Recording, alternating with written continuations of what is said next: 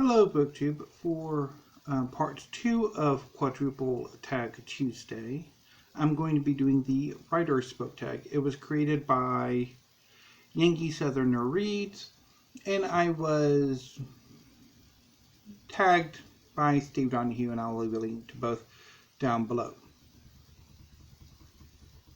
Question number 1. What is your favorite genre to write? Science fiction and fantasy, mainly fantasy. I do have the occasional yearning to write more general fiction, more realistic fiction, but I'm often wondering when I get those urges if, much as, say, the desire to read general fiction or realistic fiction or literary fiction, it's more respectability than it is an actual, I want to write this. Although, of course, one should always try to write multiple genres before, if you want to. Question number 2. Do you prefer to write short stories or novels? Novels. Although, to be honest, I've never actually completed a novel. I probably need to add more complications to my hero's life than I have hitherto done, but ideally, novels are what I want to write compared to shorter work. Short fiction, when I've written short fiction, I usually struggle with getting to the point, or having a point, or something. Question number 3. Who inspired you to write? I've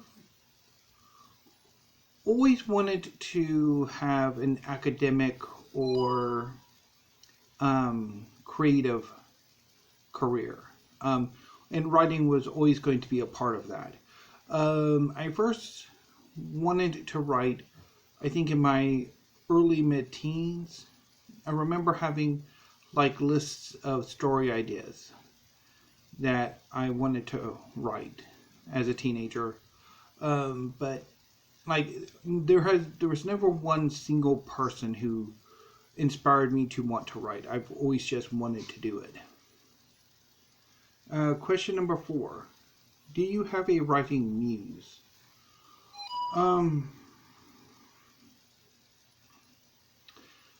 Pretty much everything that inspires me, and that is a tremendous amount of material that inspires me. It can be books I've already read, whether fiction or nonfiction, usually nonfiction. Because obviously, I used to really consider nonfiction reading, history book reading, as being more research, more fueling inspiration than for the books themselves. But I've since really fallen in love with reading history for the books themselves.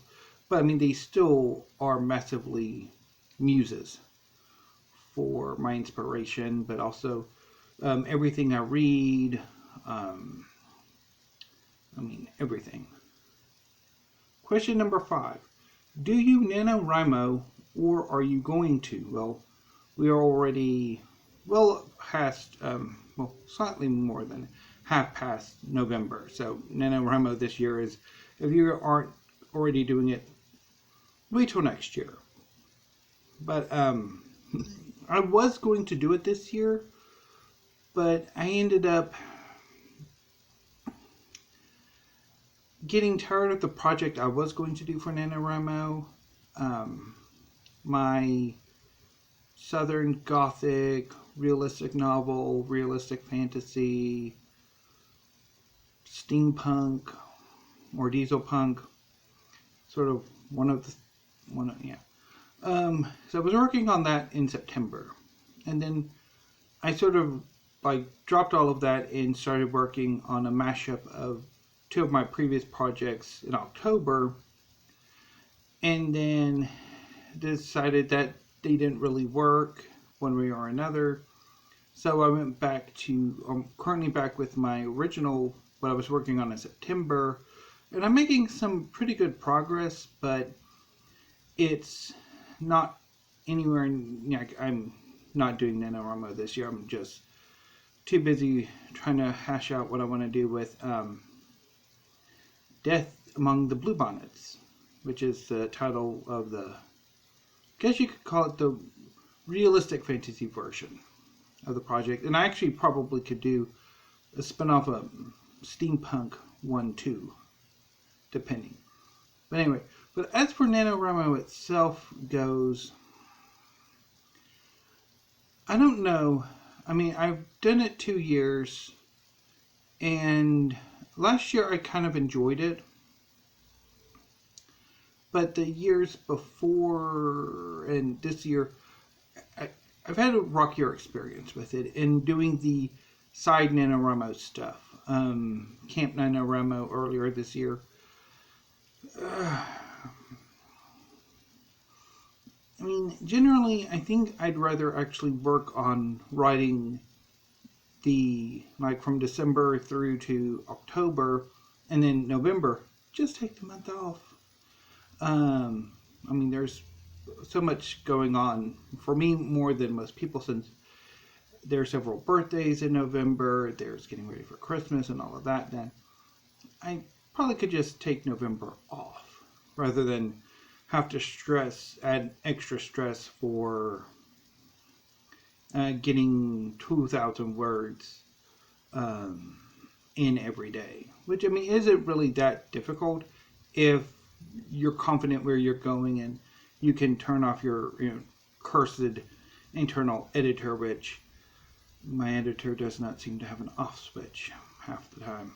Anyway, number 6. Do you like live write-ins? No. I've watched a few, and I'd much rather be doing something else. Honestly, I don't think they're particularly worthwhile. Number 7. Do you write your first draft on paper or computer? Much more efficient.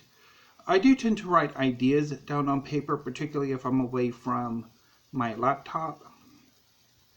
But I usually, since computers have become cheaper and more widely available, pretty much all my writing is done on computer, first draft and on, and usually ideas too. Again, I just use paper and pencil when I'm away from technology. And you could say, well, why don't you use your phone to take down notes? My phone's sole reason for existence is to drive me insane. Anyway, so the memo program on my phone stopped working, and I'm like, yeah, so I just use paper and pencil when I'm away from my laptop. Question number 8. Are you a pantser, a plotter, or a planter? So, by now you probably should have a good idea of what the 3 are, but I'll go ahead and state them. So a pantser is a writer who maybe has a vague idea of character, of plot, of direction, but pretty much discovers it more in the process of writing. And it becomes clear as the story goes. A plotter pretty much plans everything out to varying levels of detail before they start to write. So they would have like all of the characters that are going to appear, probably a not insignificant amount of information on each character, probably an outline of varying detail. I know Katie Edwards, I think he's mentioned that his outlines are usually nearly 100 pages in themselves, which is pretty much probably another 200 pages, 250 for one of its, novels, because I think they're about 350, if I remember correctly. And then a plantser, I guess, is some kind of middle ground where the writer has a more defined idea, character, plot than a pantser does, but not nearly to the detail that a plotter does. So, with that, am I a pantser, a plotter, or a plantser? I want to be a plotter.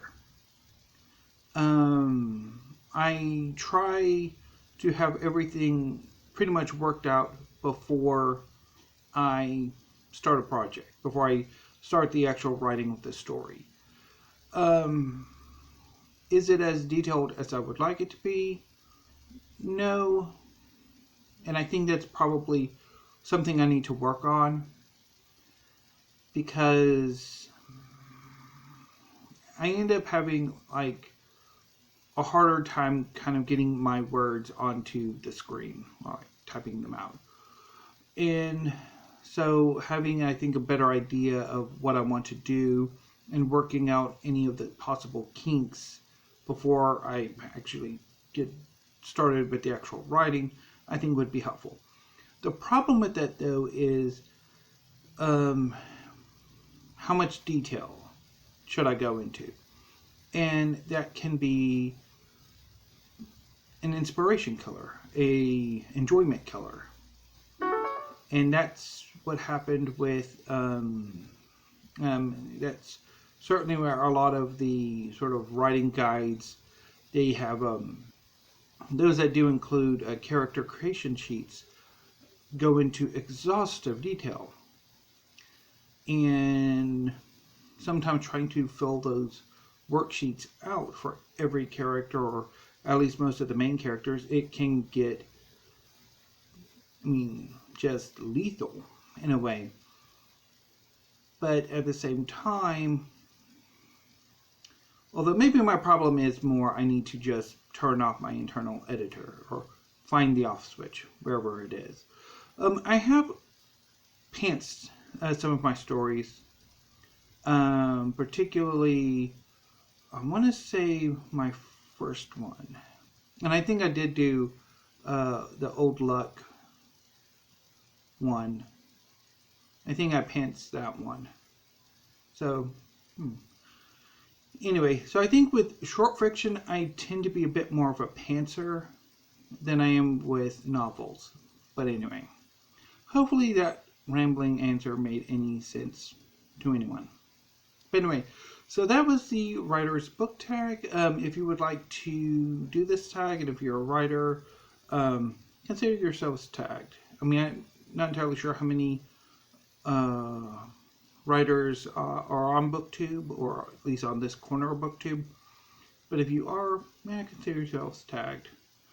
Anyway, BookTube, I've got 2 more tags to do, so I will see you in a bit.